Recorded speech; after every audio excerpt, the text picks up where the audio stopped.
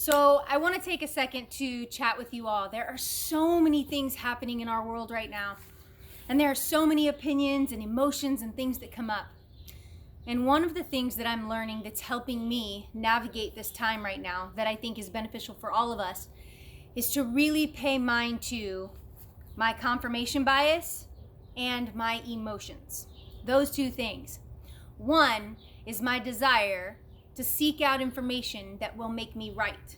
Okay, let's talk about the mental emotional reality of that. And that is our ego not wanting to be wrong.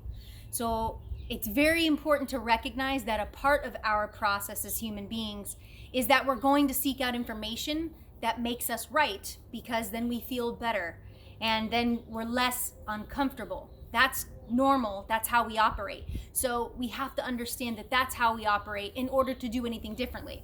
And the second thing is not allow my emotions to be heavily involved in a debate or discussion with others. We all have opinions. We all have emotions. A lot of those emotions are associated to our own experiences from when we were younger or our past or what have you.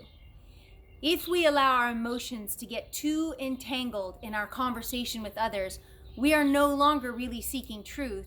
We are now just trying to protect our egos and be right, because it wouldn't feel good to have to say, I didn't consider that possibility, and maybe you're right. Or I didn't consider that possibility, and to be honest with you, I don't really want to, because I don't know what that means for me. This is a big one I've found with a lot of people lately, and it's okay. There's no judgment here. It's just important that we acknowledge this. Sometimes we don't want to know the truth about things because we don't know what to do. What does that mean if there is a truth happening or an agenda or something happening underneath all of what I'm seeing? What does that mean for me? And what am I supposed to do? And if we don't know what to do, sometimes we'd rather not know, because it feels so uncomfortable to not know what the hell to do. And I get that. But if you remove your emotions from things and you say, I just want to know the truth as best as I can. I want to learn as many things as I can. I want to hear feedback from others and then dig beneath. Where did you hear that from? Where are you getting this from? And consider what might be the intention of this news or this feedback. And doing sort of that critical thinking part right now in our world is deeply important. It's always been important, but it's even more important now because of everything going on. The reality is everybody has an intention to what they do. I have an intention to share with you for several reasons. One, because I believe I have something that's worth sharing. Two, because I want to be a part of helping to inform us and educate us and make ourselves better. Forget opinions, I'm just talking about the way that we operate in life. And three, I want to be successful, madly successful on every plane, in sharing my gifts and my abilities with others. That's my agenda. There it is, out in plain sight. I do my best to educate myself to better my own life, to help others better theirs, and so that we can collectively grow. And that, yes, absolutely, I want to gain from it, because the more I gain from it, the more I get to share. And I don't think that's a bad thing. I think that's how our society operates. We have something of value to give others, and they in return value it back.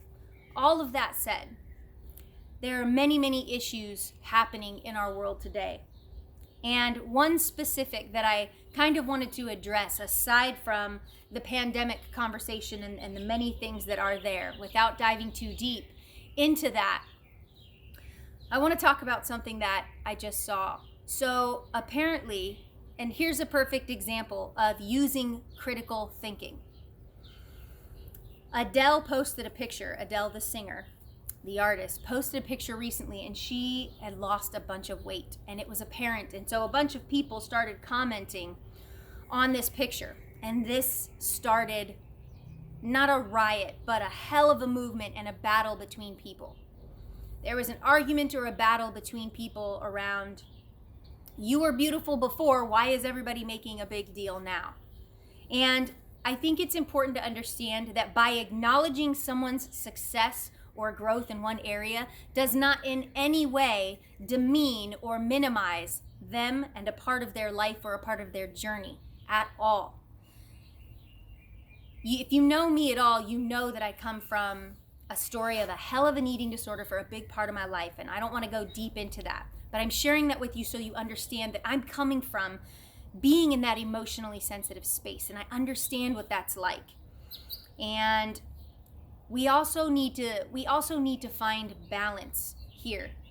There has to be a balance in life. And again, I'm sharing with you that I come from the space. I have been 50 plus pounds heavier than I am now. I have also been 20 some pounds less. Yes, that's not good.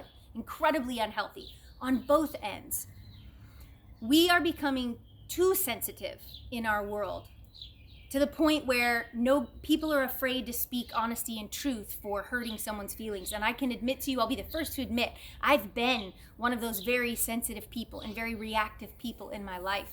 But as I grow and as I work on me, I'm learning we have to find the balance. We have to find the balance in speaking honestly about something and being compassionate. It's not one or the other. And I don't like the phrase brutal honesty for that reason. There's no need to be an asshole and be honest. You can also be truthful. You can share truth with somebody. You can speak honestly to somebody and be compassionate. If somebody is overweight, we don't have to tell them, you're beautiful just the way they are. You don't have to change for anyone. I want to tell you something. If somebody you love is overweight, love them right where they're at. For goodness sakes, absolutely. And of course they're beautiful. And because you love them, tell them you want them to be well and healthy and to lose the weight, because it's not healthy to be obese. If you know me at all, you know that I'm a compassionate person, so I don't need to articulate that to you, but it is true. We have to be able to find the balance. If somebody is struggling, you don't say you suck because you're struggling. You say, I love you, and I believe in you, and I want you to get better. I don't want you to stay stuck or in an unhealthy space, because I do love you. We have to find the balance. We have to find the balance in speaking truthfully and honestly, and also have compassion. I believe we are moving into a space too much where people are afraid to say the truth because they're going to come off as not politically correct or insensitive. And this has been a battle in my own world of something that I've had to learn too. Early in my coaching, I was that way. I was too sensitive. I was too soft. I didn't want to say the honest thing because I didn't want my clients or the people I was connecting with to be upset with me or have a bad opinion of me. Well, when I let all of that go and I no longer give a shit whether people like me or not, it leaves me with, what is the truth? And I want to speak that. So whatever your challenge or your struggle is, or anyone else's, I love you, and I, as much as I can, not being in your shoes, I have compassion for your journey. And I also believe in you, and because I believe in you, you can do better. And I think that is the balance we have to find. How do I sit in front of others in their struggle? And the reason we get really emotional about it is because of our own shit. If we have struggle and we are needing compassion from others, maybe we're being really hard on ourselves, and so we get pissed when we think other people are doing that because we're hurting inside ourselves. You have to find the balance with yourself too. You have to be gentle with yourself and not beat yourself up. And at the same time, also challenge yourself and expect better out of yourself. How do we grow if we don't really accept better?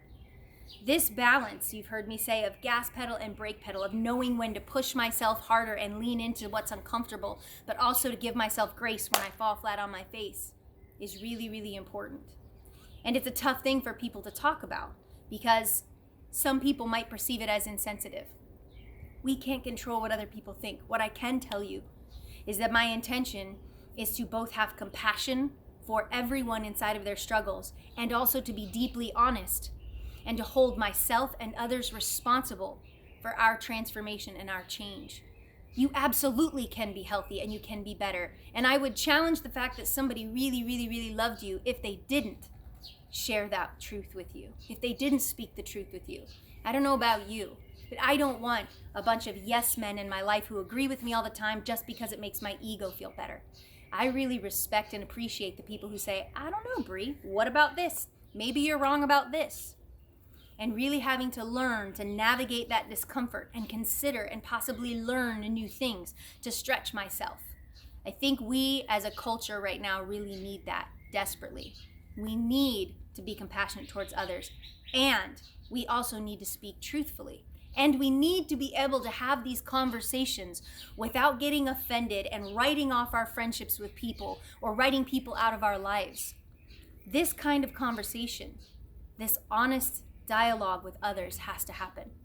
And I know for me, it's something I'm working really diligently on in my own life, because I want to be able to have conversations with people and share opinions, not to try to be right, but to really challenge ourselves to grow, to stretch our way of thinking and being. And so I hope as you listen to this, you think about your own process and maybe how this impacts you in your life. I hope that you too learn how to find the balance in speaking truthfully and honestly, and also being sensitive to everyone right where they're at. For example, in our world, many people have different opinions. I have my opinion about what's really going on with our pandemic. And I also respect the fact that other people have different opinions.